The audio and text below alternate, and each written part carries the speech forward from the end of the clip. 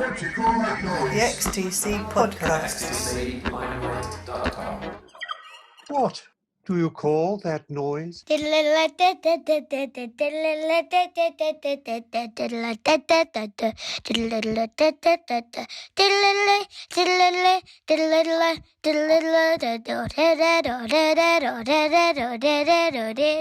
say? What do you say?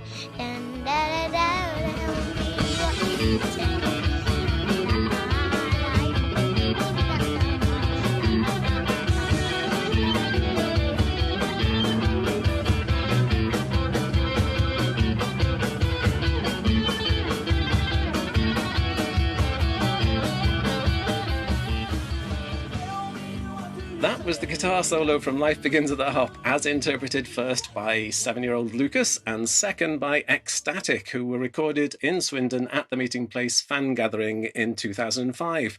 My name is Mark Fisher, and I'm delighted to welcome you to an episode of What Do You Call That Noise, the XTC podcast, dedicated to cover bands, in particular XTC, who between 2002 and 2005 performed 8 gigs and got through 61 XTC songs, which is pretty amazing, and sowing the seeds of the Fuzzy Warblers and now Fossil Fools in the process. Today, we're reuniting all 4 members, Dan Barrow, Ed Percival, Adrian Ogden, and Mick Casey, who will introduce themselves in a minute.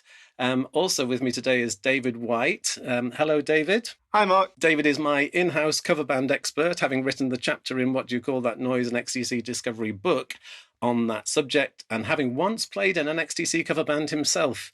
Are you feeling like an expert, David? Not on the strength of 1 gig in 1992, Mark. No, I wouldn't say that. I'll treat you like an expert anyway.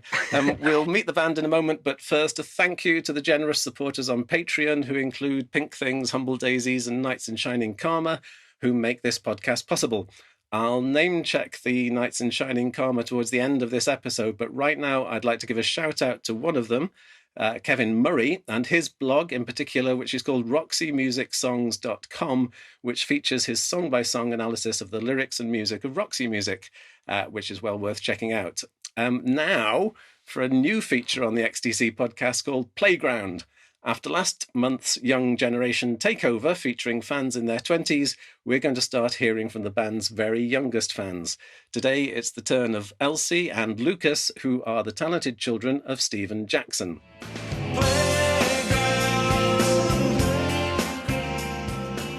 Hello, what's your name? Elsie. And how old are you, Elsie? 5. And you like the song, what song do you like?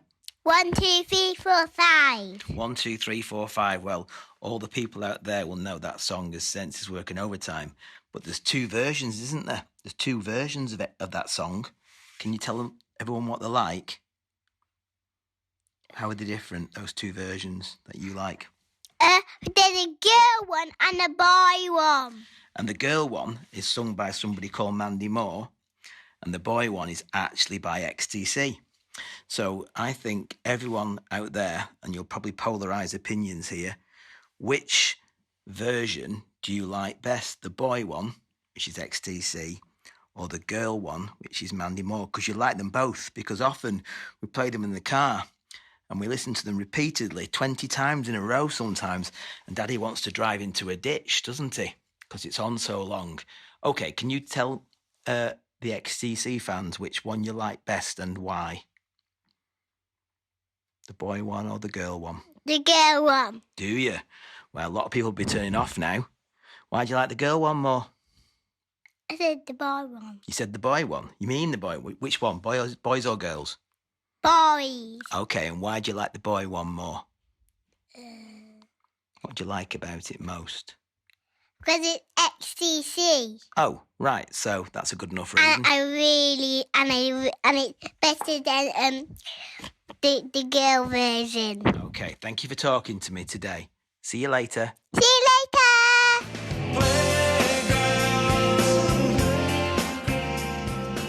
So, who are you? Lucas. And how old are you, Lucas? 7. And what do you like about XTC? It's very good. I like all the instruments that they play. and it's just my favourite band. And can you name the members of the band? Colin Mauldin, Terry Chambers, Dave. Dave, forgettable name. Right, go on.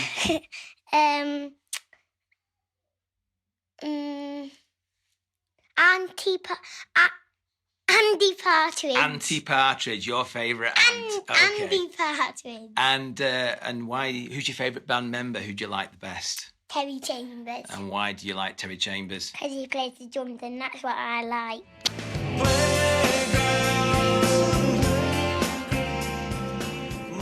Do get in touch if you know of young fans who'd like to contribute to future episodes. Dan, Ed, Adrian and Mick, perhaps you'd like to introduce yourselves and tell us what you thought of that fine work by Lucas at the start of the episode. Dan, let's start with you first. Hi, everyone. It's lovely to see you. Thanks for inviting us on, actually, Mark. It's really lovely opportunity to just see each other and say hi. I'm Dan Barrow. I'm the roles were interchangeable, but I was guitarist, singer, sometime bass player, occasional drummer with XTC. I know firsthand how hard that solo is to get right. I never did, I don't think. So it's very impressive. Thank you, Dan. We'll come back to you in a minute.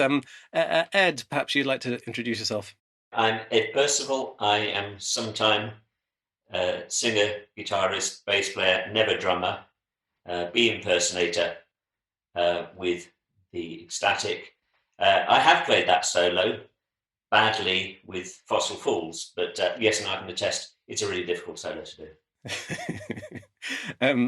Adrian, Lucas has also played Making Plans for Nigel, so maybe you could comment on the difficulty of the drums for Making Plans for Nigel and introduce yourself. Yeah, I'm Adrian. I'm the drummer and occasional vocal infiltrator. Yeah, the drums on that actually pretty straightforward to play. The odd thing is you count the one where someone would normally count the four, but of course, if you're a 7-year-old coming to that for the first time, you're not going to know that. You're just going to take it as it was. And actually, frankly, I did too, which is something about the mentality of drummers. Is the difficulty keeping it going though for 4 minutes? No, I was pretty natural with that. Okay. I think I was very much the band's natural Terry Chambers. I do remember an incident, not with us, but a subsequent thing when Terry, our Fossil Fools drummer, hit into the Making Plans for Nigel, and I realised I'd broken a guitar string and didn't have a spare guitar, so I restrung the guitar while he's going, and he was knackered by it. It takes about 5 minutes to change the string on a guitar, and he was absolutely knackered by the end of this thing. So anyway, I digress. And last but not least, Mick. Hello. Hello. Hello. So yes, I am Michael Mick. I was the guitar player with XTC, doing all the nice fiddly bits in the background that Mr. Gregory would have taken care of, but nowhere near. And harmonica. And some bad harmonica playing. But yeah, no, it was fun. I think I had the best role because I didn't have to worry about swapping to bass, which I don't like, and I didn't have to certainly not play the drums. And I got to do all the nice, intricate kind of fiddly parts that I really kind of like playing. So that was my role in the band. It was great. Thank you very much. Great to have you all on the show. I'm really delighted to have so many interesting people and to be able to bring you all back together again. That's fantastic. Dan, you were the one who came up with the idea. How did you come up with the idea and what happened next? The story is, I was a professional drummer, and I'd been on tour around Europe, and I then was just picking up gigs wherever I could. And I was also doing a bit of singing as Elwood in the Briefcase Blues Brothers, or a Blues Brothers tribute. That was the one, yeah. Yeah, that's right, Adrian. Yeah, and I was in Swansea, and it would have been just after the New York attacks, thereabouts, and I found something very sort of incongruous and quite shocking about playing these songs, these Blues Brothers songs, to this drunken Welsh crowd, in the wake of what appeared to be like the end of days. You know, it was just very, very strange thing, and people either just kind of ignoring it or trying to forget about it. Very strange atmosphere. And I was driving back from Swansea back to London, where I lived at the time. And of course, that's the M4. So I was driving down the M4, thinking about this gig and just thinking about life in general, reflecting. And I had Nonsuch playing on the car cassette player. And it was that time I actually drove past Swindon. And I just had this idea popped into my head that I was going to come back to Swindon with a band doing XTC cover songs and try and sell out a venue in Swindon. That was the sudden thing that just popped into my head. So when I got back to London, I think I logged on to the XTC forums and put the call out to see who would pick up. And I don't think it was the forum at that point. Was it not? It was Chalk Hill's mailing list. Yeah, that's right. There was an email that went round, wasn't there? That's right, because this predates the forum by several years, I think. Maybe a year or so. It was quite It's all done by email, I think, in those days. Chalk Hills. Yeah. That's right. I remember the email, sort of round robin email system that we had going. Dan, on the XTatic website, which I should highlight because there's lots of interesting stuff to read and hear on that. And if people are looking for it, it's x-static.com, I think. .org, is it? And you describe this whole venture as an experimental project. What was experimental about having a cover band? I think it's because no one I knew liked XTC or barely even heard of them. So it just seemed like a bit of a foolish mission to try and make a tribute band to a band that no one had heard of. I mean, at that point, I didn't know really how many XTC fans were actually out there. And that was one of the biggest surprises of what we did, is the number of people who came out and saw us was amazing. But at the time, I just thought it was a bit of a foolish endeavour that felt like it might be a bit of fun, seeing as, we're about to go into war in Iraq and all that. So I thought, let's do something pointless. And I'm just kind of thinking, the thing about what you're saying and the idea of it being experimental is that unlike other cover bands, you were not necessarily obliged to be one thing or another, because expectations were different than if you were doing a Blues Brothers thing, people expect a certain sort of show, but you had a sort of flexibility that maybe you wouldn't have had with that. Well, we also had an incredible range of material to choose from as well, which was part of our main conversation for the following years. It's like, which songs were we going to do? We had many debates about it, because you've got such a wealth of stuff. You've got the early, very high energy, high octane stuff. You've got the later stuff, which is more reflective, more orchestral, better, different arrangements. It was a rich tapestry to sample from. I think there was always this kind of debate as to, are we a tribute band or are we a covers band? What's going on here? And I think I never saw what we were doing as a tribute act, in inverted commas, wearing Andy Partridge masks or whatever it might take. Because what we weren't doing necessarily was always copying the songs as they were. And we did on certain occasions, something like, anything off Black Sea, we did it the way it came off Black Sea, because that's the way you do it. But other material, I remember at various times, some of the, Dan, you sort of said, let's do Statue of Liberty and let's just slow it down and turn it into an acoustic song. And I went, no, that's never going to work. And then we tried it and went, actually, it really works really well. And I think the idea of adapting some of those songs and not doing them the way that XTC would have done them, but just doing something else. And I think that's almost a necessity with the later material, where if you're talking about having, for instance, Great Fire, you can't perform it with a string quartet, then, you do need to adapt. True, yeah.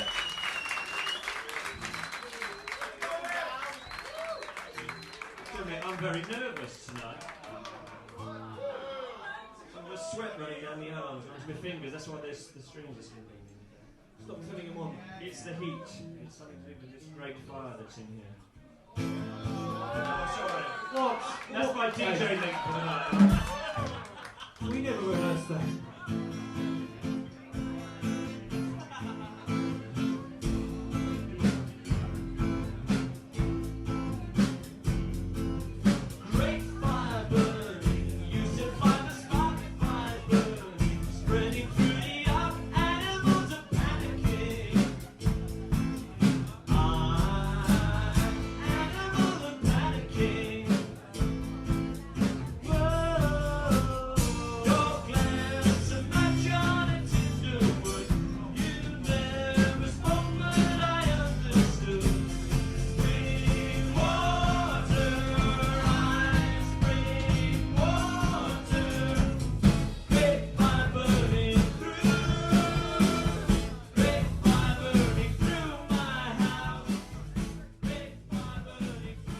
But I mean, I think that was definitely the joy of it for me, was the idea that we could do it, three guitars and drums, or we could do something different. And sometimes we would take it and just do something a little bit different, and it would kind of catch the audience out a little bit, and it made us think about the songs a bit more, and made us work a bit harder as well. And I think I really liked that. And so coming back to the idea of, were we a tribute band? No, I don't think we were. I think we were an XTC covers band. We like to cover the songs, pay tribute, I'm using the word now, to the songs. But it wasn't a copy act, if you understand what I mean. Yeah, I'd say it's definitely, though, it was a fan band. We're all lovers of the music, and it was just a lovely, glorious opportunity to crawl inside the songs, which you just didn't get just listening to. And I've listened to them, but since I fell in love with them from English Settlement, but it's each time you with different instrument, you're crawling inside the song and listening it really intently to part of it, and just discovering a whole new set of richness. And I know no other band like XTC, which is just scratched every little part, and you've got something which is wonderful and rich and magnificent. And quite frankly, I was spending my time being Noddy Holder, so I was doing the full tribute thing with the mirrored hat and thing. And XTC doesn't have a look. XTC is, four blokes from Swindon. And that's also the response that people in the audience were having, and the comedians podcast that we did very recently, Stuart Lee, Kevin Eldon, these people were saying how the opportunity to listen into these songs being played live made them appreciate just exactly what was going on the records as well. So it was not just you digging in as in all the rehearsals and everything you had to do, but actually the effect of hearing these songs live is different from listening to the records. What do you call that noise? They were absolutely fantastic nights, and it actually really changed the way I thought about the band, because I had remembered them as this post-punk band crossed with a Beatles type 60s influences. And then when you saw XTC doing it, you realise the complexity of it. There's sort of prog elements in there, all kinds of really amazing things going on. I think they were fantastic ambassadors for the band. What do you call that noise? I sort of went down the ecstatic rabbit hole this week, and we've all been sharing videos of each other. And actually, I literally just watched that gig that Stuart Lee was at. It was mental, absolute mental gig, and jumping around. It just took me right back. Sorry, Adrian, for interrupting. Yeah, I was going to say that's part of the thing about the freedom of not being a covers act rather than a tribute act. I mean, a tribute act, people are it's all packaged to be exactly what people know, so they just have a good time and relax to it. This was more challenging because they wouldn't know it. That gave us some freedom to experiment. On the other hand, the people who were coming were going to be the hyper obsessives anyway. So you're not going to get so many coming to find the authentic XTC experience, whereas you might with Bjorn Again or the Bootleg Beetle. Yeah, exactly right. They were trying to find out what the experience was. Yeah. But it's interesting. I remember a couple of gigs, certainly at gig number 1 at the Hope and Anchor, and then on other gigs, not in Swindon, but at Dublin Castle.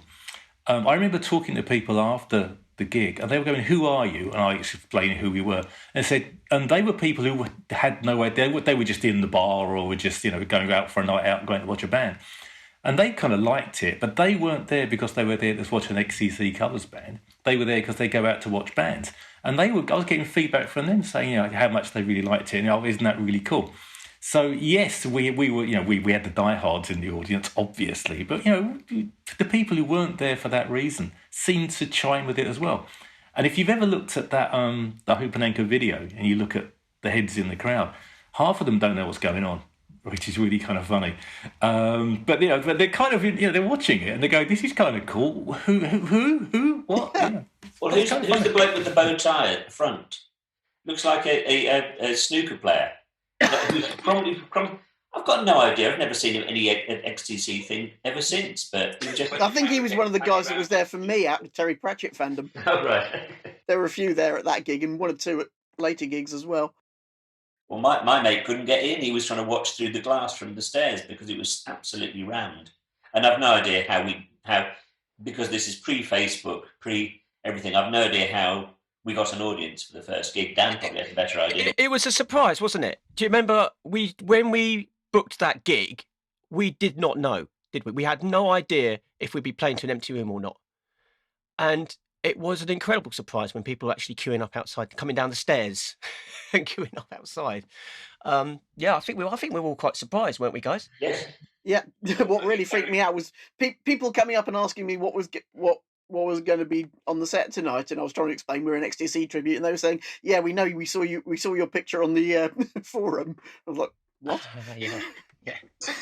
That was unexpected. Dan, was it just fortuitous that the members of the Chalk Hills mailing list happened to be talented enough to play XTC songs, or was there a rigorous audition process that you went through to whittle down it to the members you ended up with? Yeah, thousands applied, and we had to whittle it down to 4. Actually, no, it was a search, wasn't it? I can't remember I think Ed was the first person who got in touch, and we met for our first rehearsal, first run through in Holloway, near Holloway. But there was after 2 or 3. I remember the first time we got together, there was about 7 people in the room. Was there? Well, there was.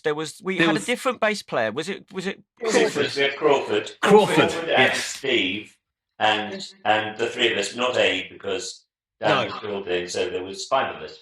That's right, yeah. And I, of course, was the drummer. But, I was an absolute hankering, an itch to get out from the drums and do my very best Andy Partridge, an absolute hero of mine. And as it turned out, Crawford, the bass player, decided he couldn't commit, didn't he? I think he just thought he was too busy. I conveniently used Crawford's departure as a kind of launching pad to go, well, I'm going to get another drummer in then. To me, it felt like it was almost immediate. As soon as you got behind the drum, got out from behind the drum kit, got my SG, went, here's the solos from Books of Burning. I thought, this last chance I ever get to sing in this band, that's... but it's that sort of vim and vigour and things that, frankly, is somebody considerably older than Dan. I mean, we had opposite ends of the spectrum, but Dan is a natural. Looking back at the videos, we had this Partridge-esque dynamism from the centre of the stage, and you can't ignore it. Mick is a brilliant player, Ace is a brilliant drummer, but Dan is just up front and sort of grabbing the attention and shaking at it. And that's really what lifts the band away from being quite passive people. Suddenly, this big ball of energy in the middle, and that's he led the band, and that energy brought it all forward. So Ed's been very, very generous there. I think that's very kind. It was really nice of you to say. But for me, it's very much 4 people working as a powerhouse. I agree with everybody. Yes, we were Dan. But I just watched that gig as well, just, because I had a spare hour. And apart from all the other things that struck me about it, there was some really good frontmanship going on. And I think... it wasn't kind of bravado and braggadocious, it was really good communication with the audience, and it brought them in. And I thought it wouldn't have been the same band without that connection with the audience, and mainly it came from you, and I thought that was a good thing. Well, you're gonna get me. But of course, my biggest problem, I'm fully aware of my limitations in terms of myself as a singer, which I really struggle with my singing. And then when I listen back to these gigs, I'm very hypercritical, and I just often have to turn it off because it was so loud. Do you remember how loud it was? So when you listen back onto tape, you go, I'm consistently out of tune there. But you had no way of knowing that, when you were fully plugged in and just charging through, science friction or whatever. You just sort of strapped in and just held on for your life and charged through. I think you're quite right. There was never any monitoring. Certainly the things we've got on video, there's no monitoring. I'm consistently singing flat. You're consistently singing somewhere. Mick actually sings in tune. Yeah. When you put the harmonies together, they really fucking clash. And at almost every point, it's sort of, oh my God, how is this happening? But then, is Andy Partridge the greatest singer in the world? I think there's an authenticity in, the sound. And presumably it was fucking loud for the audience as well. So they're just seeing this wall of noise. And what is I'm really struck by is just how tight the band is and the transitions. And I suppose I'm sure that came from kind of Dan's musical direction, that you get to the end of the song and hit a chord and then go straight into the next one. And the incredible tightness from the first gig, which was there weren't spaces apart from changeover guitar for a bass. It was bash, bash, bash, bash, bash. And I think that's brilliant, and kept that energy going. I love a tight transition. We had some great transitions. We had one between, was it Mechanic Dancing and This Is Pop? Am I right? Yes, I think it just come to Winston, ding, into the chorus, over which he said, yes, and straight into the other. And yeah, that was a great transition. I think we did. Books are Burning into Dance Band, I think we did work well, I think. Life Begins at the Hop into Dance Band was an amazing one. That was spot on. But no, the best one without doubt goes back to the acoustic gig. And this is Adrian, when we went from something I can't remember into Another Satellite. Humble Daisy. Anybody? Humble Daisy into Another Satellite. I just watched it earlier, yeah. What a transition. Okay.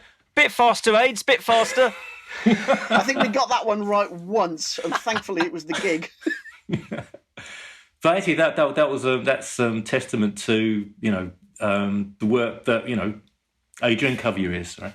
To the work that Adrian put in on the band, which was like phenomenal. Because a lot of the time, no one notices the drummer ever.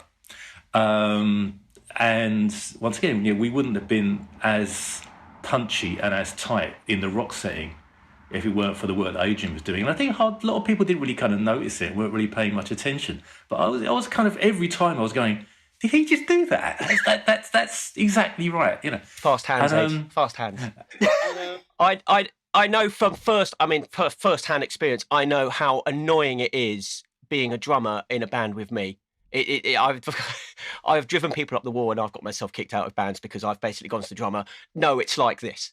And Adrian, very, very patient with me on that score. If I was trying to communicate something to him, he'd let me sit down and show him, well, Dan was a better drummer than me, let's face it. Probably still is. Adrian, and am I right in thinking that you are of everybody, you're the last one to discover XTC, that you weren't a long-term XTC fan when you joined? I was becoming a fan at the time, I guess. I remember the singles when they were actually in the charts, but I didn't really pick up on them again until I think it was about 96. I picked up on Skylarking about 10 years after the fact. I was going through things. I had a big thing about progressive rock in my early days, and I really appreciated musicianship and complicated. And then I had a few albums that hit me, and I started appreciating the craft of songwriting again. And Skylarking was one of the ones that pointed me that way. And so in the process of, I'm just imagining if you knew the material less well than the others, whether you became more of a fan in the process of rehearsing. Oh, definitely. Yeah, I learned a lot from it. I only discovered early XTC through the band. So I came in as English Settlement and beyond, and I loved all the complex and the proggy sort of side of XTC. And I don't think I owned the first two albums at all. And I don't think Drums and the Wires barely knew anything, and even Black Sea, I think I had, but I hadn't really listened to. I was all going forward, and I mean, particularly Dan and Mick was also, Beatdown. I'm going, what the fuck's Beatdown? I've never heard of this song. And you get dragged into this thing, and yes, we had some long disputes over things over there, and I would be always trying to drag the stuff and be dragged back. Oh no, helicopter! Oh, not helicopter!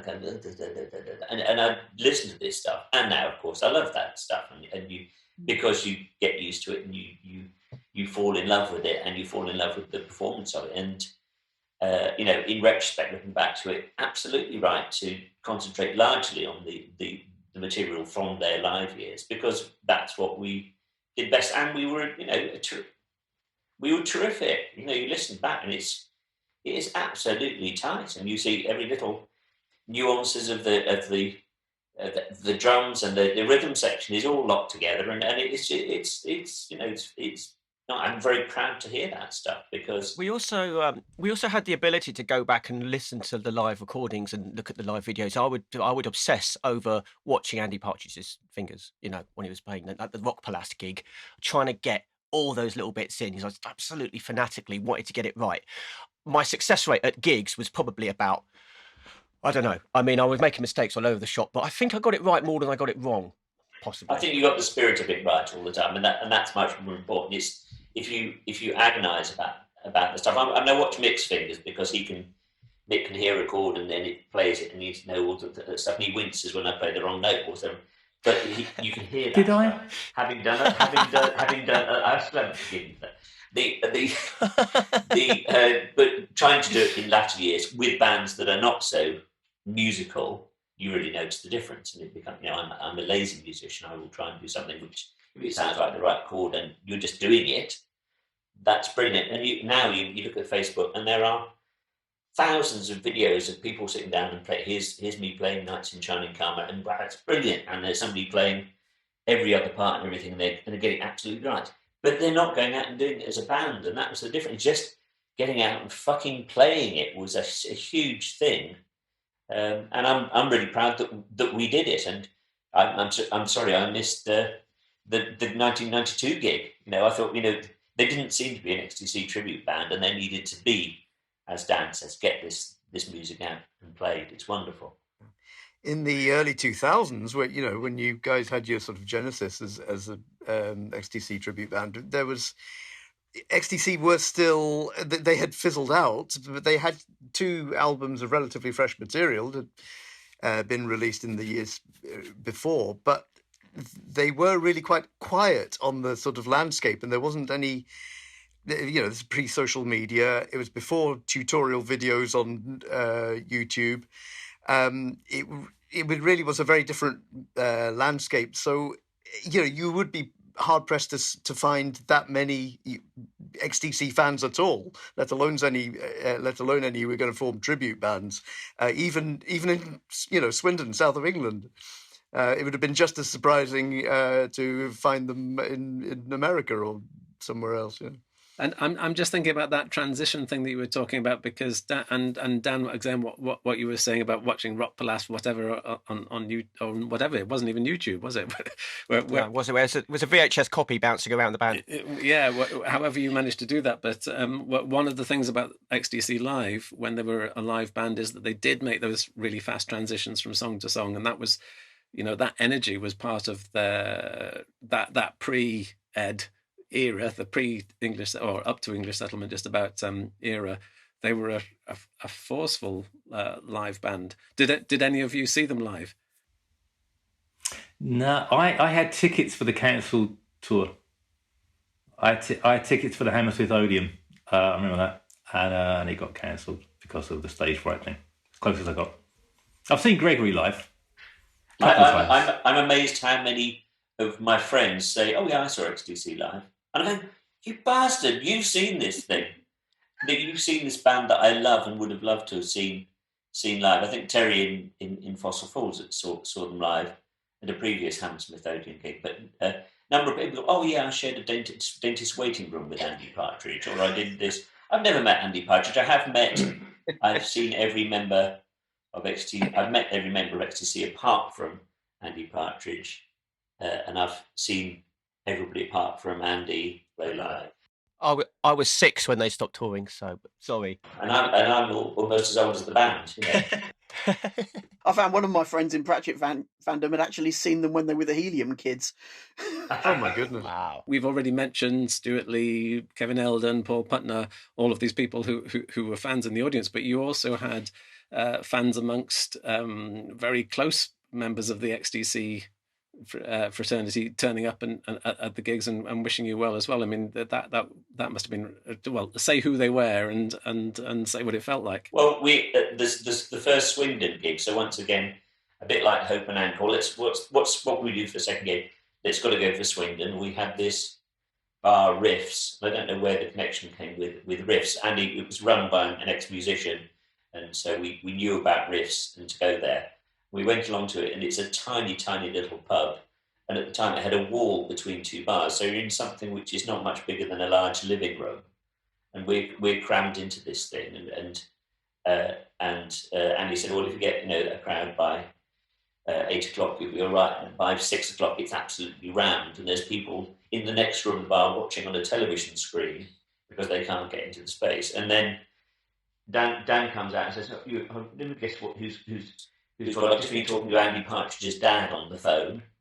And then we get a couple of people turn up, and it's Colin Moulding's wife and his children, Lee and Joe, his children. And apparently Colin has dropped them off in the car and driven off again. And we're going, oh, Christ. And we lived in a dream that we might meet these people, and they never interacted. They would be frustrating. There would be a tribute gig in America, and Andy and Colin would record an introduction saying hello guys and everything else, and we could never get any interaction at all with them, and it was so frustrating. It's like we're on your doorstep, we're coming and playing in your town. We have brought the show to you guys, and then Colin Moulding would drop off the family 50 yards down the road so he wouldn't get spotted. Andy Partridge walked past the door of the Victoria to pick up a curry while we're playing with XTC posters in the window in it.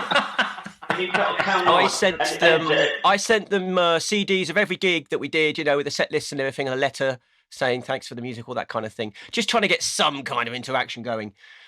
Sadly not.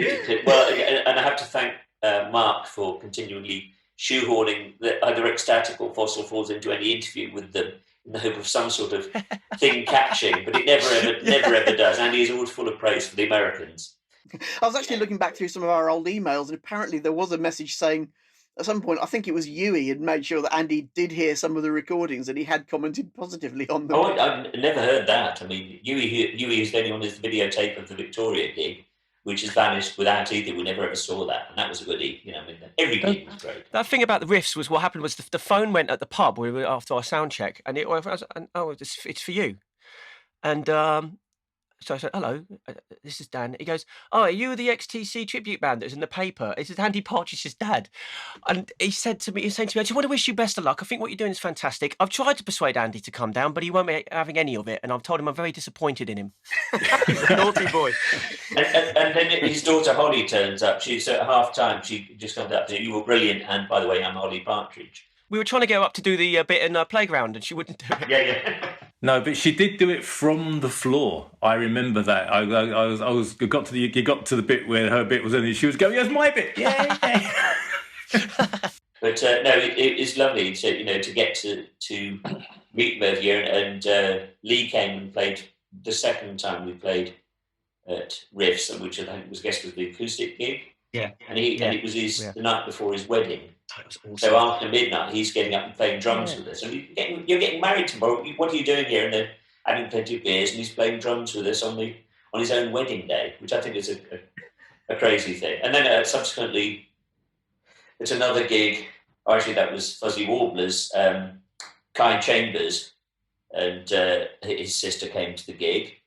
So I think, and there was a phase where I was Joe Moulding called me Tribute Dad when he introduced me, because you've just kind of been around and you've seen them over the years, and it's little moments like that I forget about, like when Lee Moulding comes up and plays drums with us, and you just go, oh my God, that was absolutely awesome, wasn't it? It was amazing. But I mean, going back to the complexity of music and the constraints, I'm very proud that we only ever had 4 of us on stage at any time, that we live within the constraints. And you see some of these American tributes, and they'll have like 12 people on the stage, with masked people just concentrating on doing the harmonies right, and they're not trying to fight with a guitar pedal and get the right sound whilst bellowing at somebody and trying to. So I think to do all that as a 4-piece, I think was always very special. At which point, if I could just interject and just sort of highlight Mick, actually, and his contribution, because between me warbling around and us trying to find our right notes and everything, and you've got this. What Mick did was, I think he added real authenticity, because he would get the right guitar tone. He'd really work. He got the 12-string, the Rickenbacker, and spent time on the tuning and all that. And if there was anything going to go wrong, for instance, if I was going to forget a line, or I wasn't sure what harmony I was going for, Mick would be there. He would just jump in and keep us going. And I just wanted to say thank you very much for that, and well done. Well, thank you very much. Proper musician. Sorry? Yeah. Proper musician. Proper musician. Nick, you were just saying before we started that you were a Limelight reader, so a long history of fandom, and nearly got to see the band and everything. And And you could have the reverse fear because this stuff is complicated and you love it and you want to do it as much justice as possible. It could be just like, oh, I'm going to keep off that stuff because it's not, XTC music is notoriously complicated and not straightforward to play. There was yes and no. You're absolutely right. It is. I think one of our flyers, we described it as 4 blokes and some difficult chords, and it was. I mean, obviously, that's the reason I got dragged into it when I was 16. It was like, oh, this band are really interesting. It's not like playing Beatles songs. There's some weird stuff going on in here. I really like it, and that was what drew me into liking the band in the first place. So when I started to learn how to play some of the songs long before the XTC thing, it was really cool. I used to play along to Black Sea and go, that's really interesting. How are those chords being made? And I think part of the guitar player I was in my as a young man was mainly because I used to play along with XTC songs and do things that are a bit stranger than your average Beatles song. So it wasn't that fearful when it came to relearning the stuff for XTC. Half of it I kind of knew in my head anyway, and the other stuff I didn't know. I couldn't figure out how to play all the arpeggios on synths working overtime. Remember, so I sent Dave Gregory an email once, right?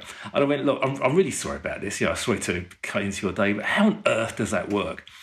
And he very politely answered. He very politely said, well, that bit is really complicated and it'd be really hard to explain it, but I won't. But I'll tell you what I'll do. I'll explain how the other bit goes. And he explained how the bit in the verse went. I thought that was really kind. Thank you so much. So there were bits of it I know I never got right. And there was loads of stuff that we were Dan and I knew we weren't going to get right, but we knew we'd get close. We made approximations. Close approximations, yes. And I think that was the joy of it. Yeah. Well, I was listening to the what do you call that noise podcast with Andy Partridge actually, and he has a guitar with him, didn't he? And he was picking up and he was playing these things he could remember, like he played a bit of Rhodes Girdle the Globe. I listened to what he's playing, going, yeah, we didn't do it like that. It was completely different. But we just had to. It was best guess, wasn't it? We listened to it. We used some shapes on the guitar on the fretboard, so we just did the very best we could. And I think it was really good, particularly the way that you and that Dan and Mick used clashing chords and things together, and that it's all that music, the chordage thing sounds so much more authentic than what I've done subsequently, which is I play fairly straight chords, but I try and make sure I've got somebody who's talented who can do that, the nuance, some nuance over the top of that, and just keep doing it and wait for somebody better and younger to come along. And I still hope, I really want to see a really good XTC tribute band come along of people in their 20s, so I can go along and watch these things, because it should be being done. It should be, somebody else should be picking that stuff up and making it happen. I'd be interested to hear about the songs that caused you problems. What were the difficult ones? All of them. Yeah. So there were some casualties along the way that never made it. I'm struggling to remember which ones. There were definitely some non-such songs. We tried them and went, no, let's just not go there. I would normally force them on you and drag you and say, well, we're only going to do Helicopter if we can do the Loving. And I could sense the energy level drop in the room as soon as I suggested these things. But then we played them, and God damn it, you'd be right, because it would sound fucking horrible. Because I'd be trying to drag this thing along. I do like those songs as well, but I do remember, I think we tried The Disappointed, and I remember thinking, this really isn't going to work. I can't remember, did we ever do it? We did it once, yeah. We did, yeah. I listened to it the other night. It's not great. Yeah. And then Ed goes, oh, it's so funny. Ed goes, well, that's the first thing we ever rehearsed together, and that's the best we can do. Brilliant. Yeah, we were like consistently out of tune on that one. Yeah. What else didn't make the cut that we would have tried? Oh, I remember one. I remember one. I really desperately wanted to do Rain of Blows, and I tried to push you guys down that road, and it never got there. Yeah. I never liked the song. Frankly, I still can't get on with Rhodes Girdle the Globe, and then to recognise that we did play it, I'm thinking, oh, good, really? And I thought that was good. And but I was kind of, that's I dislike the song, but I'm amazed at the things that we did play, and I'd forgotten doing. I did remember doing Neon Shuffle at the final gig, but I hadn't realised we'd done it loads of times before, and it's just kind of completely passed me by. Perhaps it was one I wasn't having to really concentrate on. Where does it go now? Yeah, because it's not as a bass player or anything else. I'm just going, where does this go now? And Moulding's bass lines are not simple to follow. No. I mean, Dan played the complicated, Mayor of Simpleton type things, but just a voyage of discovery every gig. I really enjoyed when we bring something out like Then She Appeared, which you wouldn't usually think of doing. And I did have fun with those. I quite enjoyed trying to work out how these post-gigging, post-touring XTC songs that were literally just made for album, it was done in the studio. So how are we going to go and do that with, like you say, 4 guys and their instruments? We had quite a struggle over Sergeant Rock, I remember. Is that right? I think Ed really wanted it, and we didn't, or something. Well, I think I had to fight for censors and for Nigel. I think you were all up for, we don't need to do those things. On. We don't need to do... Dear God was another one. Play the hits! Play the hits! Oh, that's a good point. Yeah, Dear God, I think, because we did it on gig 1, and then that was it, wasn't it? We did it at the acoustic, I think. Oh, we may have done, yeah, but because it's acoustic, yeah. But then what about that? I mean, how ambitious were we? It's probably my stupid ambition, actually. I go, let's go to Swindon, but let's do 2 nights. The first night will be an acoustic night, and the next night will be full on electric. And I don't know what the count of songs. It must have been about 40. I mean, it's amazing. The last gig, which like Bruce Springsteen, is like 3.5 hours of it's a joyous marathon. It's a joyous marathon, that last, including River of Orchids. Now, River of Orchids, we how on earth do you do that as a 4-piece band? And we ended up with, somebody suggested jokingly, well, let's do it as a country and western number. And we ended up doing this as a 3-parts audience sing-along thing, and it worked brilliantly. It was amazing, wasn't it? Trying to open the gig with every opening song of every album in order. Now, see, that's another one, right? I mean, how mad is this? We'll do our Big Furnace gig, and we decide to do the first song off every album, which means that the second song is Nigel. So you're thinking... No, third song is Nigel. Third song. So the third song's Nigel, sorry. And you'd be thinking as an audience member, if you're not clued into what we're doing, they're going, well, they brought that one out a bit early. And we're going, has anyone worked out what we're doing yet? Some of them had, and some people had got it by about song 4, and they were calling out the next song, which was kind of cool. I get back to the riffs, the double nighter thing. I mean, I did loads of fond memories of this whole thing, but that acoustic gig, once again, for me, I've got loads of fond memories, like musically fond memories of that, because taking some of those songs and doing them on acoustic guitars was like, oh, that's so cool. And you just mentioned Roads Girdle the Globe, and we did that acoustically. It really brought out the richness of all those kind of weird chords and everything. And I think there was something really nice about doing that. I think we should have done that more. I'd like to have done another one of those.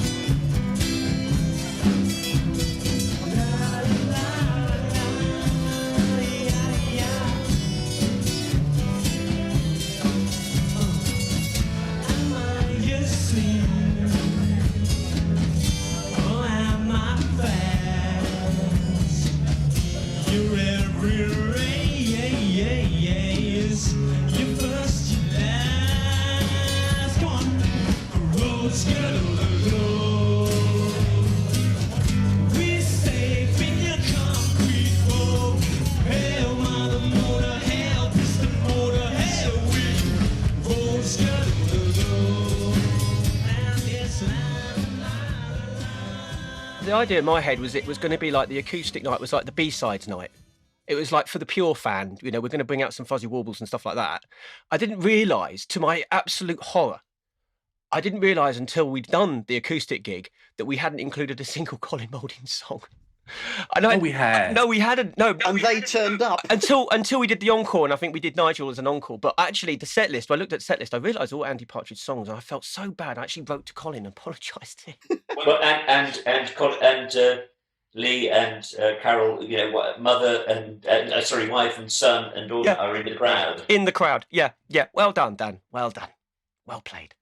The first thing I did after XTC broke up was a a set of AC/DC stuff because a friend of ours was emigrating to New Zealand and he wanted to play a farewell gig.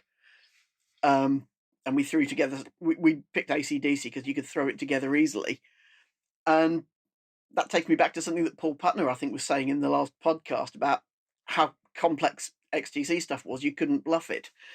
That was the contrast I felt. AC/DC, you could bluff it easily, but getting it absolutely right was an accumulation of fine details, and you really notice the individual ones that stand out because the songs are fairly minimal. So one snare hit in the wrong place stands out, but you could bluff it, but it did take fine tuning. But XTC, as a contrast, every song you were building from the ground up, because even when the songs were relatively straightforward, not that hard to play, you couldn't necessarily bluff them because the cues that led from verse to chorus or to middle eight weren't necessarily there, or weren't necessarily where you'd expect them to be. I always remember trying to count in on Wake Up.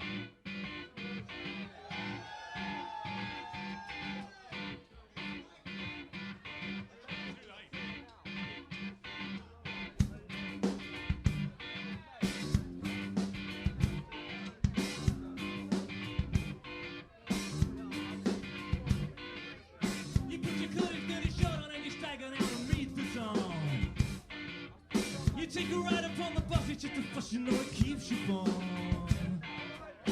You get to know a modern face, you get to join the human race, you get to know the world has passed you by.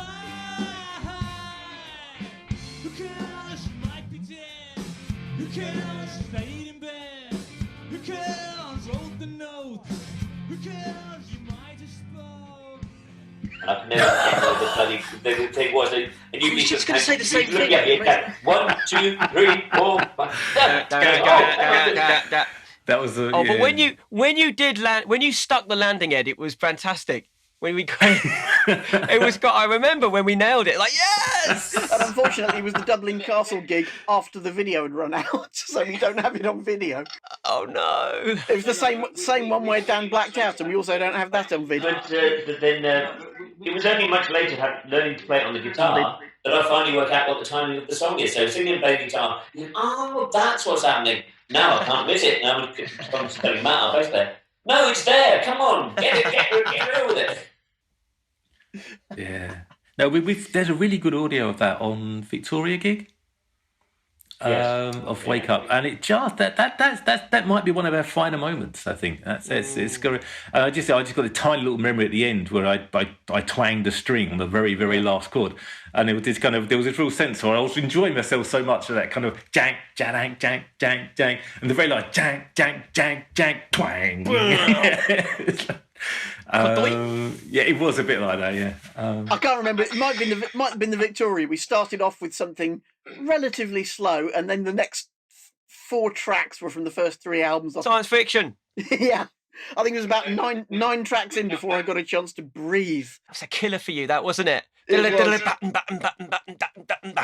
Science fiction is one. Looking back, it really bothers me how I did it because when it stops and there's those fill-ins. Yeah, because I realised I knew I was never getting the timing right, and it felt like I was trying to get it faster each time. It's only looking back at the tape I think, oh, they sound wrong because I was playing those fill-ins too fast. I think Outside World was the first song at the Victoria gig. Oh God, yeah, that was a killer. That was great.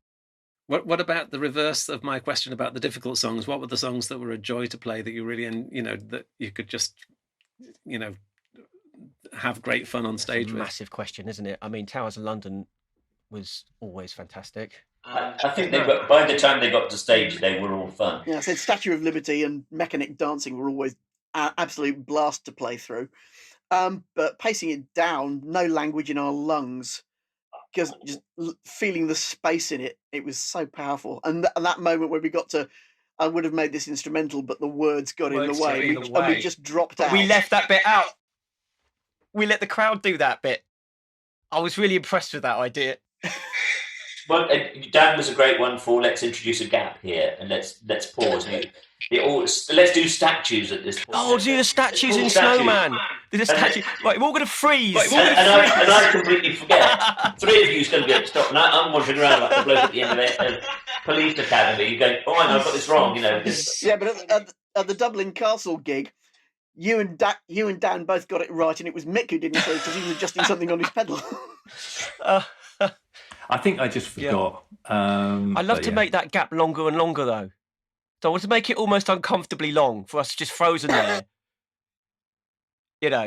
How long can I keep this going? Now, and let's let the audience fill the gap with their sort of confusion, laughter, and then applause. That was the idea. But then you did, I think, probably all of you in the things that you've written on the XTC website talk about that amazing rush of love, I suppose, when the crowd does join in. I mean, those are fantastic moments in any gig, I suppose. But I'd imagine there was such love in the XTC gigs. The audience reaction was just incredible, and it really, really strong, and it got bigger and better. I think fairly early on we'd say, well, we'll just do one more gig, or that gig was so perfect you can't possibly go back to it and go, actually, can we just a little bit more? I was in an XTC tribute, and I can deal with it. Just do one more. And one more hit. And because you wanted the absolutely involving, because you're inside the music, you're both a fan performing it, but you're a fan enjoying it, and everybody is loving it, and it's a cerebral thing, and it attracts really nice, interesting, and interested people, and it's just glorious to be inside of that bubble. I thought it was really nice at the podcast with the comedians when I think it was Stuart Lee who said, you think you're one person, and actually you're part of a bigger thing. And I think that was something about what I'm really proud that we could do. We could get all these people in a room and play these songs that outside the room no one would know or care, but inside the room the love, was just overwhelming. Are you sort of guaranteed that in a fan convention anyway, or do you still have to kind of earn that because they may be actually more critical than a casual audience might be? But these kind of weren't. Remember, we weren't playing fan conventions. We were publicising a gig, and then they would just turn up. I mean, and I agree with everything you said before. But there's that sense of people would come a long way for this, so they were prepared to to come and feel that love as well from with a lot of effort across continents, and I certainly felt as if the people who were there really kind of it says no, don't be self-aggrandizing, but they really appreciated the fact that someone was doing this. And I remember feeling, no, please don't thank me. I'm having some fun. And people going, oh, but we love that you're doing this. I go, yeah. Honestly, it's just fun on our side as well. But they seemed really appreciative of the whole thing. And see, there was this feedback loop going on of us going, we love you guys being here, and they're going, we love you doing this, and so on and so forth. Yeah, it's great. That really struck me at TC and I gig, finding Japanese fans there who've come halfway around the world. And at the convention as well, right enough. Yeah, a huge way, particularly when you've got quite small venues that you're talking about, like 120-seater or whatever it might be, and you've got people who next door don't know what's going on, but in Japan or California or whatever it might be, they think it's the most important day of the year. Well, we had Dave. A guy called Dave Lake from Chicago. Dave, the unfeasibly tall American. Yes, he used to fly over for the gigs, and we had Orison Offer who came over from Israel. They would regularly appear at these things. We had people from Australia. I wasn't sure we ever had anybody from Japan at the gigs, but regularly Europe and things. And you say, well, this is incredible. And as I think Lee Moulding claimed that his dad said that his dad said he thinks you're all mad because he wouldn't go to as far as Bristol for a gig. And that people would fly from all over the place to come and see this thing was just amazing. I mean, played in a Slade tribute band, they'll come 100 yards, but they won't get on a bus. Yeah, there was this thing of the fact that they were on the forum. to begin with, it was a case of them coming together as much as coming to see us, or having an excuse to come together. Yeah. So they were We glad to see us conduit. anyway, but then we had to take it a level up. So it was a challenge, but it was very much appreciated. We were the enablers, I guess. Yes, because there were a big group of people that wanted to see each other anyway. We were just a good, a convenient peg to hang that on. But yeah. Well, I was very proud listening to the Stuart Lee thing that he called us great ambassadors for the band, and I felt very proud at that moment of we did something good. It was astonishing that they actually remember us that fondly after 15 years. I'm stunned. Well, there's still people who come up to me, that was the best gig I ever saw. And I go, well, that's incredible. Thank you for saying that. I went to see Stuart Lee last year in Brighton, and he was at the table afterwards doing signing, and I was tempted to sort of go, hello. But I thought, no, it's all too long ago and who cares, so I just left the whole thing. I went to see him after a gig when he was doing a stand-up in London, and I did go and talk to him and tell him about it. I said, yeah, I was the guy from the XTC, and he was really friendly. He told me that story about when Andy Partridge called him from over the road. And I was listening to him telling me the story. I thought, this is weird, because this is one of my heroes talking about meeting one of my other heroes. It's some kind of weird sort of space-time continuing thing. I thought it was really nice that hearing him sort of all those memories that the comedians were bringing up actually took me right back. I'm picking up on what Ed said a little bit earlier about wanting to see other people do live versions of XTC songs so that you could appreciate it from the other side of the stage. And in fact, it's appropriate, because the reason, in fact, this podcast exists was because of a covers album, Garden of Earthly Delights, which gave me the idea to try a podcast, and then one thing led to another, and here we are. And David and I and Mark Reed were talking about these covers in the various people on this American record label had done.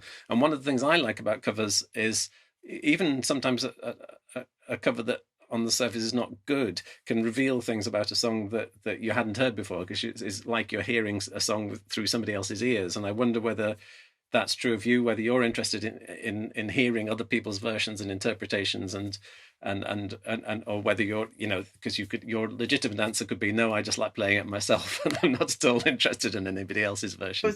There's a thing actually in Transistor Blast where Andy or Colin says every time we were recording something, somewhere along the line, someone would, for the radio session, someone would always say, why didn't we do it that way on the record? So the fact that we have the freedom to play around with things maybe that they didn't, and it would be fascinating to see what other people came up with as well, that they wouldn't be hearing it quite the same way we would. I was in the most recent sort of, was it the most recent sort of gathering which we did as the Fossil Falls in Swindon, just in a little sort of pub on the edge of town, and there were 4 different XTC sort of tribute bands gathering today. I think Mark was at that one, and this bunch of guys came over from America, all of whom had their. It was Todd Bernhardt who co-wrote the Complicated Game book. He was playing the drums, and John Relf, who did the Chalk Hill site, and Jefferson, and I'll remember his name in a moment because he's the one the best out of the lot. Anyway, they came over this and they'd done a bit of rehearsal, and my God, they came up and just blew the roof off with playing obscure songs brilliantly, and they were all sort of properly on the note and everything else. And I thought, fucking hell, the Americans are in town, they're going to destroy it for the rest of us. And it just, there's a huge amount of envy. I say I want to see an XTC tribute band, but I'll be just acutely jealous of anybody getting a share of it. Jefferson Ogata and not Keith Haring. It's Keith Dowling. Keith Dowling, that's it. Who is a bit like Mick, and he's got all those nuances of things. And he was borrowing my guitar and my effects pedal, so he bought the same effects pedal so he could practice precisely what he wanted to do with all the things before he got there. And I think that kind of eye for detail is amazing.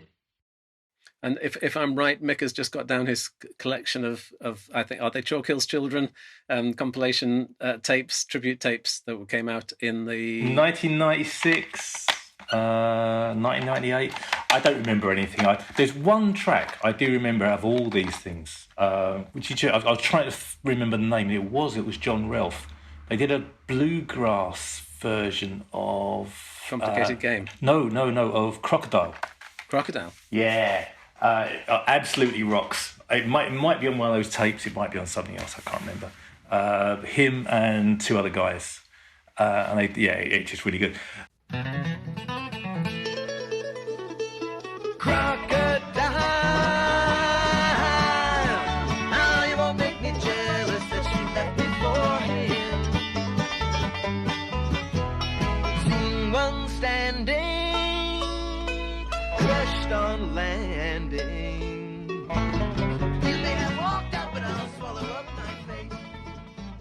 Yeah, I mean, I think way back when I was always interested in what other people were doing with XTC songs. That was kind of interesting and fun. It's a long time ago now. Been there, done that. Yeah. I was going to say earlier, I forgot. I'm trying to remember what I was going to say now. I just remembered. Who went to the TC&I? Because I know Ed, you went a few times. Didn't I you? was lucky enough to go to. I had tickets for 3 nights, and then I ended up having an operation when I couldn't get to the first one. But then I got a call. It was a call from they were doing a warm-up gig at the Vic, so a place that we played, and it's just so I got to go along to a warm-up gig, which was just like the Moulding family and a few friends of theirs, and that was fabulous. And never having met Colin or Terry, they were just nice and warm and friendly and chatting. They'd all chatting and natter with it, and watch all this stuff up close and personal before they did the thing, and have a good old natter.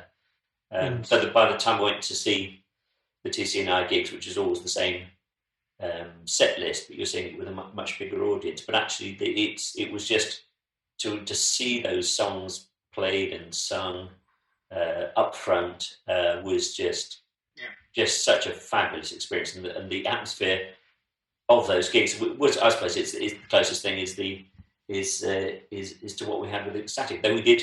With our furnace gig, we played to a bigger audience than the individual gigs of the TCI. Did TC&I play any XTC stuff? They must have done. They played all XTC, and they did one partridge song. They did songs on the EP, and then the rest of it was all moulding XTC. Oh right. songs. I thought you had a whole bunch of new material. No, there's just a few, but you should get the album because there's some really nice versions on it. And sadly, that about half the set didn't go onto the album because of various recording things, but they were really nice songs, and some things that nicely handled, very well handled. Very well. I mean, things that you absolutely hated, like War Dance and well, the other things you just my god, and you play it without the sort of the synthesized clarinet on it. Clarinet. It becomes like a lovely job. Wonderland as well, just a song. You see that's a song that I've struggled with until he played it, and I sort of got it. I went to that TC&I gig on my own. I thought it's going to go. I was really nervous about going because I don't know, just going to a gig on your own and not knowing if you're going to know anyone. And it was double joyful for me because first of all, I got to see, one of my heroes playing all these fantastic songs, but also a lot of people coming up to me and talking about XTC and what we did was truly very, very moving. A very joyful experience. It was fabulous. Well, in fact, I think the ticket that I had left over for the gig that I couldn't get to, Mike Stone, who led the Fuzzy Warblers, took the ticket off, took it off me, and he gave it to Andy's ex-wife. But it was terrific atmosphere to go along to those things. And I also went to one of the warm-up gigs for XTC. So that's sort of taking it kind of once it further. Yes, I've still got my unused ticket from the Queen's Hall in Edinburgh for the gig that never happened. We're still holding tickets. I've got one last question, which is, Ed, I noticed on the XTC website that you said that there was a plan to edit together the middle sections of each of the songs on Big Express for possibly the greatest middle eight in history. I'm just wondering, all the things that XTC That's a brilliant idea. Almost certainly Dan's idea, and nothing I'm claiming that. I'm claiming that. That was my idea. Because they are the middle eight kings. There's no question. You throw away the rest of the song, just bolt all those bits together, and you'll have some great. I think that's stuff. Brilliant. But would you have a verse to begin with and a verse at the end so that they are actually truly in the middle of something? Oh, yeah, that's a good point. You would need to do that to maintain their integrity, yeah. Give me half an hour then, hang on. This is Barrow territory now. Dan will come along and play all the parts on it, and it will come back. This is how it goes. You did that with was it Beating of Hearts? You had a wonderful cover version that you recorded of all that stuff, and it came back, and then you said, "Well, this is how we're playing it." And that's probably how it felt being the rest of XTC with Partridge in his later years. But I mean, we just looking back, there's such pride of the gigs with it, and shrinking in some ways, realising what an arse you've been yourself in the interactions between the band, because we did it for the gigs and those were experience, but frankly, 6 hours into an 8-hour rehearsal session in a windowless room in Acton, I've rarely experienced such lows in my life. Fucking hell, is there not any single note at this point that I can play that won't just get people grimacing at me? Well, sorry, Ed. And Dan, the story started with you. It also, I think, finishes with you. That this was a project that was completed. You didn't want to go on forever, and you didn't go on forever. Did it? How I did it found come to an that end? I was going slightly mad. I just trained to be a music teacher, a school teacher, and I had a young child. And I was, so obsessed with Andy Partridge and trying to get all these mannerisms down and everything that I started to take over to an extent. And I don't know when I sort of made the decision in my mind, but I do remember that I did say to myself that once when I was driving down the M4 and had that idea about putting this band together, I had this idea that I would take this band that didn't exist to Swindon, sell out a venue, and then dramatically break up the band on stage. That was my stupid idea from the very beginning, and that's exactly what happened. We got to the last encore of 3 encores, I think, at the Furnace. We've been playing for over 3 hours, and just before we launch into our final Mayor of Simpleton, I sort of go, "Well, everyone, this is our last gig, and it's been amazing, and thank you very much. XTC out," kind of thing. Your Ziggy Stardust moment. Yeah. It just felt, I don't know what it was. At the time, it just felt right that it was time for me to stop doing it. I think because it was just taking over my life, and teaching in a school is hard work enough, to be honest. But we had discussed this before. We knew this was going to be the last one. Once again, it's been a long time, so memories are going to be a bit kind of weird. But my recollection was that I know the way I felt, and I'm pretty sure we all felt the same way. Correct me if I'm wrong, guys. But it's like, yeah, we've climbed that mountain now. We've proved that point. Originally the idea was, I bet we can do one gig. And we did the Hope, and that was great. And then it was like, that was fun. Let's do some more of that. And by the time we'd reached, the Furnace and that big gig at the end with the in the middle of the convention, I think there was nowhere else to go. There was nowhere you could take that without just endlessly repeating oneself. And that was remember that was my internal feeling, that I don't particularly want to just keep churning this stuff out. That was done. We've done that. We've proved it could be done.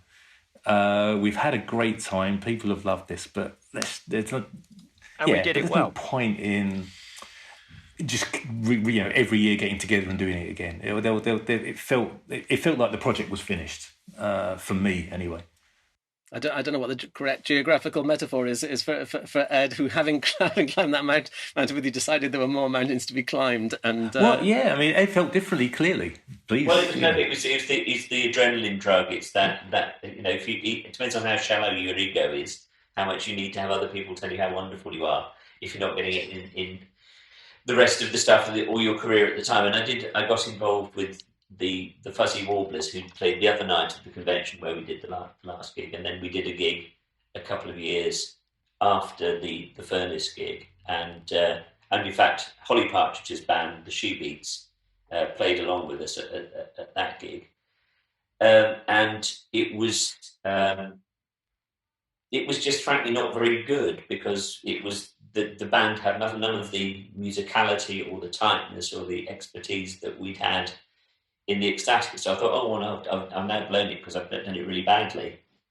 And then went back, and then the Fossil Fools, Terry from the drummer from the Fuzzy Warblers, and we went along and we did it a bit more. And we just keep doing it, and then we stopped doing it for about 10 years, and then we come back and doing it. And then you get a new member coming in, they all just, well, just do one more. And so I'm a little bit in that cycle of always want to go back to it, but he's part of me saying, oh, no, I'm not going to do this anymore. I really got to stop. And I'm 60 now, so I'm the old guy. I think Dan is still 28 because it says it on the website, so he's not allowed to get old.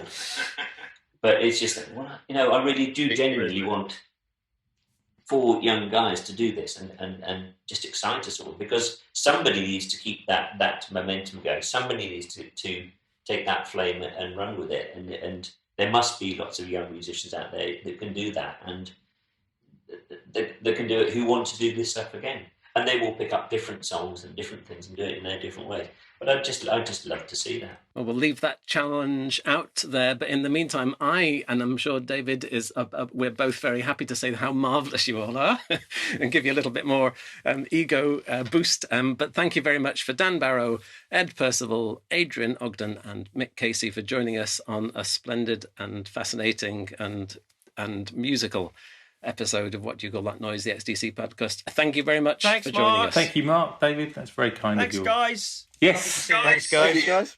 Lovely to have seen you all again. What do you call that noise? So about the reunion gig in next week. Yes! Well, that was good. Thank you in particular to the following Knights in Shining Karma for supporting this podcast: Mats Anderson, Terry Arnott, Kevin Burt, Liam Duggan, Jamie Dunn, Helen Fay, Leslie Gooch, Robert Graham, Robert Lawlaw, Dennis Locourier, Liz Lynch, Karen Neal, Amy Parkinson, Murray Meikle, Kevin Murray, James Newell, Mark Reed, James Reimer, Simon Slateholm, Michael Sutcliffe, Nigel Waller and William Wilkstrom. If you'd like to support the XTC podcast, you can do so at patreon.com/Mark Fisher. And I'd really appreciate your support. Thanks very much. Head to xtclimelight.com, where you can buy my 2 XTC books.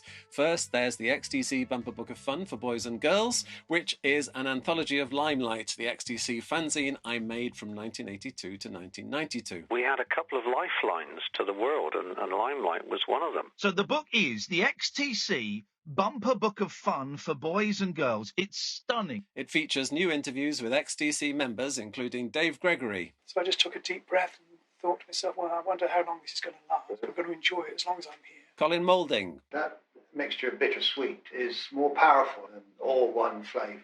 Terry Chambers. We enjoyed each other's company as much as sort of playing. And Andy Partridge. So how did I go from being an illiterate peasant to being a well-read peasant? It's a big thing, and you can hold it and you can pick it up and you can open a page and go, oh right, here we go, we've got some letters.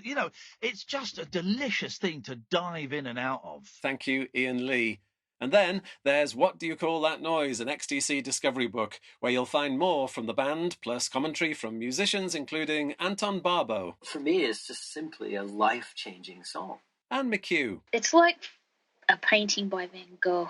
Jason Faulkner. XTC probably made the most impact on me of any band that I can think of. Chris Butler. If there's anything more classic XTC, this is it. And Rick Buckler. It was well produced as well. It had the support of a great producer. I mean, it really sounded strong. Order your copies of both books at xtclimelight.com. It's a paper and ink net, the internet with added staples.